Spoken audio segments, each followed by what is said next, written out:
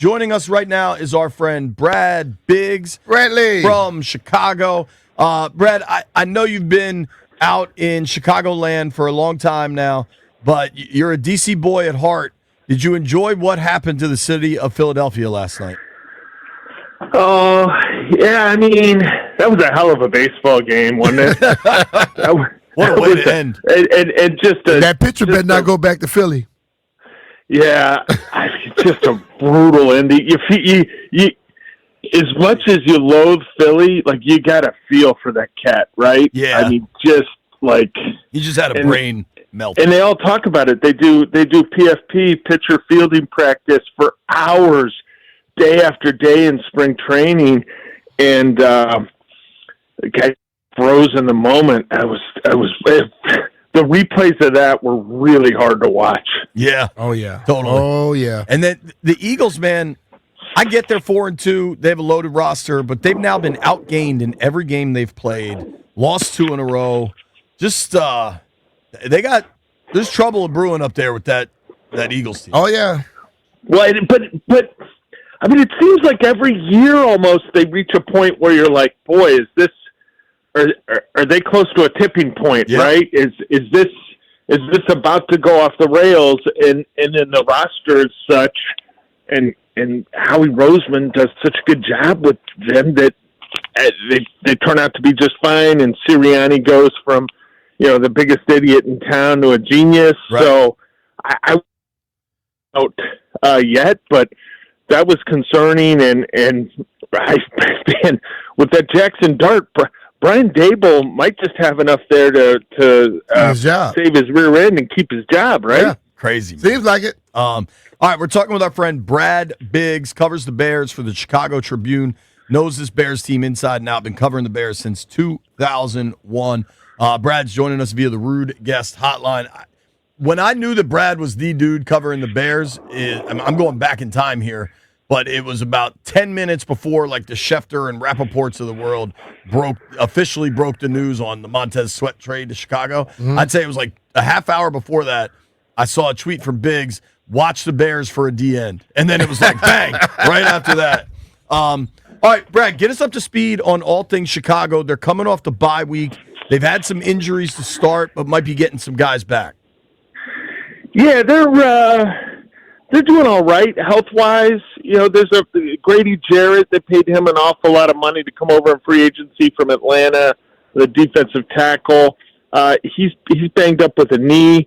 He's been kind of playing on one leg before he missed some time, and so I think there's a level of concern for him, and that's problematic because defensively they're not rushing the passer. That's what you'd hope he'd help with, and getting a push up the middle. They've been atrocious stopping the run, guys. Brutal run defense. It's last in the league, and not only are they giving up yardage, they're giving up explosive plays. They are allowing opponents 6.15 yards per carry, which is more than a half yard worse than the 31st ranked Miami Dolphins. I went and looked at it. I said, when's the last time some team allowed 5.5 yards per carry over the course of a season? And we're still dealing with a small sample size through 4 games, but 5.5 yards a carry.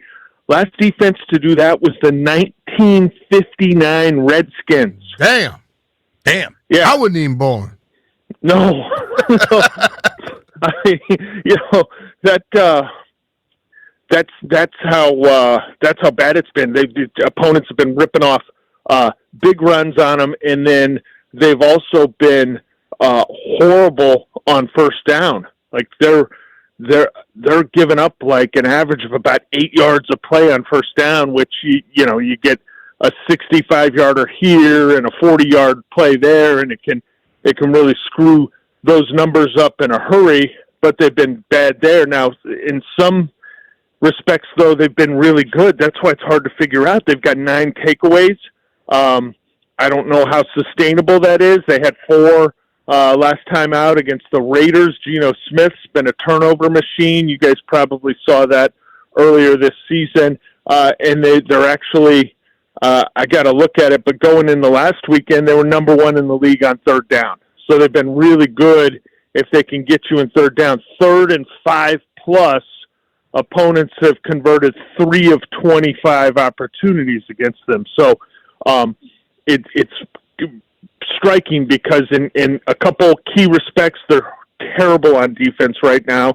And a couple of those metrics that you look at and you say, these are really telling statistics, they're very, very good. They should get a little bit healthier this week. They're getting linebacker TJ Edwards back. That ought to help the run defense a little. And then their nickel cornerback, Kyler Gordon, pretty good player, signed to a $40 million four-year extension this offseason, made him the highest paid slot corner in the league.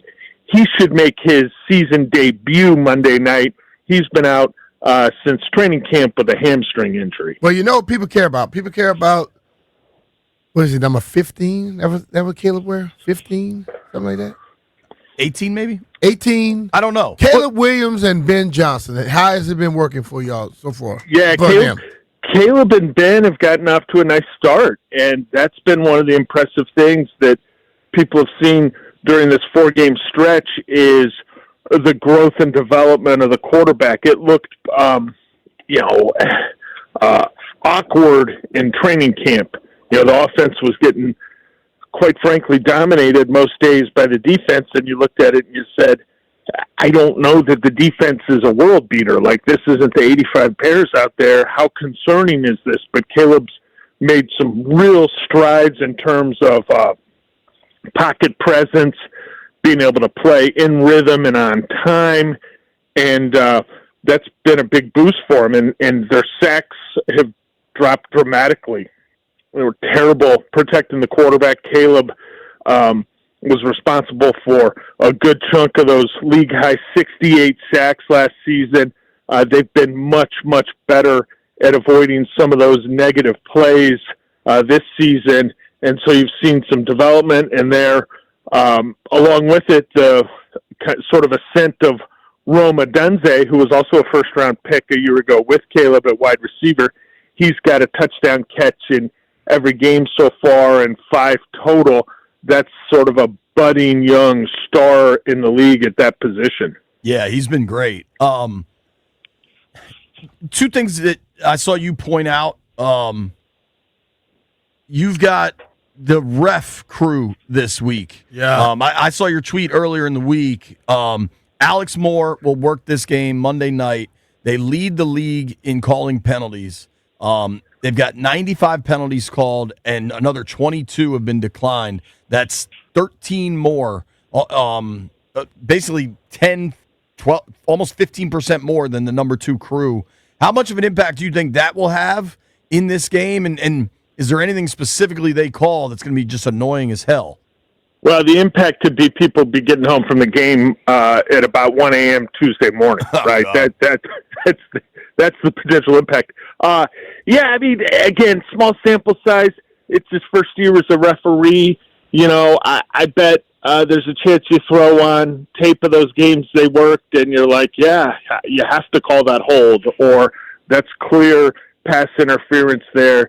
You got to throw that. The penalty-wise, the Bears have had some issues with that, and one of the things they're really working to clean up is pre-snap penalties on offense, and that was an issue for them in training camp in terms of delay a game, false start, illegal shifts.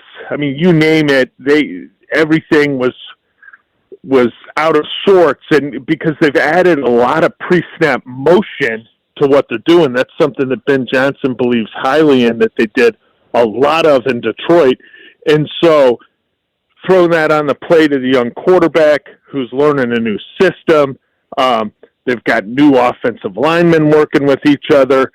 So that's been something that they feel like if they can tighten that up, they can start putting more points on the board, because nobody can make a living if they're consistently getting themselves in a 1st and 15 or situations like that. But, you know, hopefully it's not a dreadful game with flags everywhere, or, you know, who won't handle that well will be Joe Buck and Troy Aikman, and I don't blame them one bit. They're great. Yeah. Honestly, the Buck-Aikman pairing, Now, like They call you out get the it. refs, which I love. Troy has entered this IDGAF mode in his career where he's not kissing ass to the league or anything. He's been fantastic. You know what? I really enjoy them because they call it like they see it, and more times than not, I think what they're saying is what you're thinking as you're sitting there at home watching the ball game. Like, yeah, I can't believe how poorly this quarterback's playing, or can you believe how sloppy this game is? Like, they bring it to you. They don't try to gloss over that, and that makes for a good broadcast. It does. Yeah, I love it. Last thing, Brad, I don't know how this works in the Bears locker room. In the Commanders locker room all week, starting with the head coach and the quarterback, they have zero interest in discussing the Hail Mary from last year. I think for Washington, that's the right way to handle it because last year means nothing. What does last year's impact, the way that game finished, and then what happened to Chicago after that? What is, if at all, the carryover this year? Yeah, I don't think there's much, if any. Like some people on social media have tried to label this as a revenge game for the Bears, and revenge for what? Like the Commanders didn't take that win. The Bears gave it to them. Like Bears need to get revenge on themselves for some of the ridiculous things that happened. Not just the Hail Mary. Remember the fumble at the goal line, and I mean there was all sorts of self-inflicted wounds, and things obviously spiraled out of control for the franchise.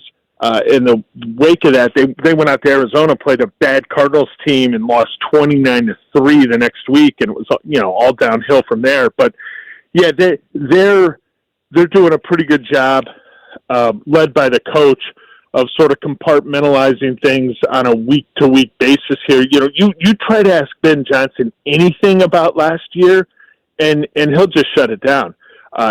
Good, bad, or indifferent. He'll say, listen, I wasn't here last year. We've started a new program. We're only concerned about what's right in front of us, and that's an important game for these guys coming off the bye. The Bears traditionally have been hot garbage out of the bye. They're like 1-10 or 1-11. I don't think that's applicable for Monday night because it's a new coaching staff, new team, new season, all that. But we'll see how they come out because they took advantage of a terrible Dallas defense, and the Cowboys were without CeeDee Lamb for almost the entire game.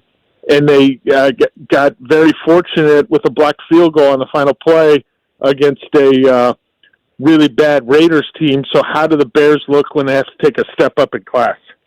It's going to be interesting, man. I'm excited, and I know you're excited for the press box in Landover, Brad. Oh, it's a great spot. That's a great spot. Good news, it's a night game, so they won't be serving the runny eggs. So we'll see what we get in there. Yeah, but I mean, with the night game, it really probably shouldn't be a whole lot of traffic either, right? In Green Bay? Bro. Give yourself plenty of time, man, Brad. Please. Thank you, man. Appreciate you making time for us. All right, Hey, Brad. go Caps. Take care, buddy. Go Caps, guys. Go See ya. Caps. Damn right.